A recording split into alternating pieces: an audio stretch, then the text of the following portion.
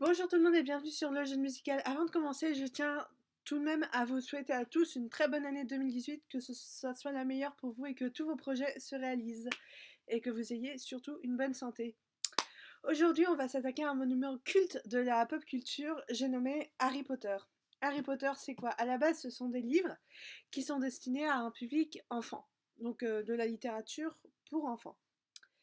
Et J.K. Rowling en a eu, enfin l'auteur, elle en a eu l'idée dans un train qui la menait entre l'Écosse et l'Angleterre. Elle était en train de voyager, d'où la présence du train quand Harry Potter va à l'école des sorciers. Harry Potter, c'est quoi? C'est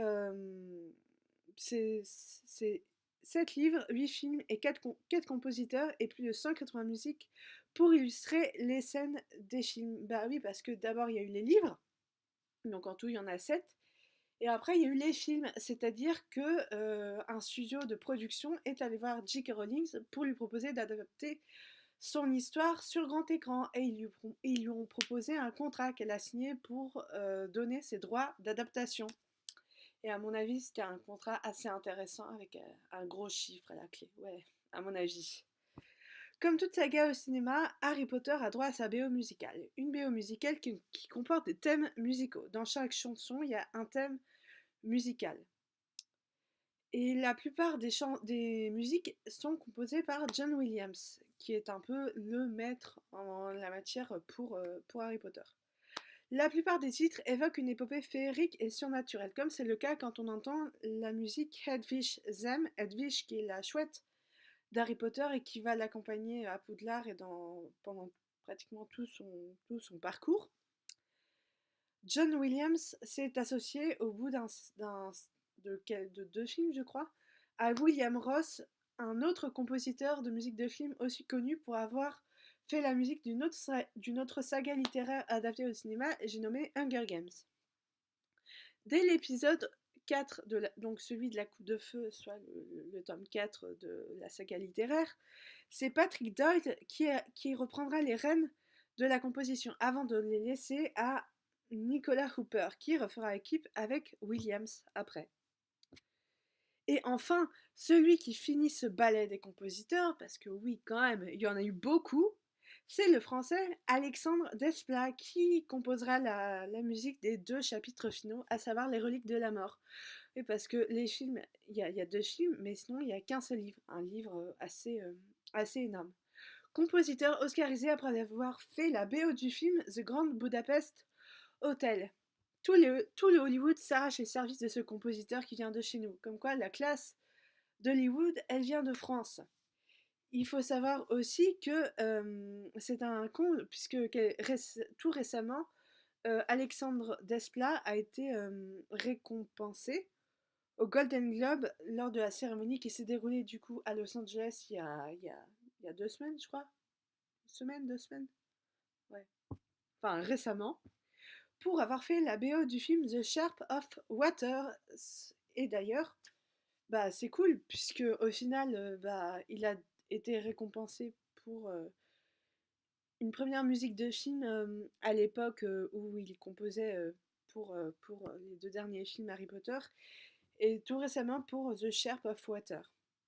Et d'ailleurs, après plus de 20 ans, Harry Potter est toujours d'actualité. Et oui, toujours. Puisque on trouve la, la pièce de théâtre écrite par J.K. Rowling et John Tiffany puis Jack Thorne, Harry Potter et l'enfant maudit, euh, en livre, enfin en librairie du coup, et ça se veut être le 8e tome de la saga, même si bah, je pense que c'est une continuité de Harry Potter, du parcours de Harry, Hermione et Ron. Et en fait, bah, ce texte est sorti l'année dernière en librairie, en français. Il est sorti en édition normale, toujours j'ai pas le nom de l'éditeur, mais bon, c'est pas grave. Il est sorti en grand format et cette année, il a été réédité en format poche. Et c'est vraiment pratique puisque bah, quand on veut partir en voyage ou en train ou même en avion, en bref, qu'on doit se déplacer quelque part, et bah, on peut l'emporter dans son sac. Et ça, c'est vraiment pratique. Mais ce n'est pas tout, puisque J.K. Rowling, elle a également écrit l'histoire des animaux fantastiques. Le premier film est disponible, enfin a été vu au cinéma en novembre 2016. Et d'ailleurs, ça a fait un assez gros succès au box-office. Et ben, figurez-vous que, que le scénario du film est sorti en livre. Il avait été édité il y a un an à Londres.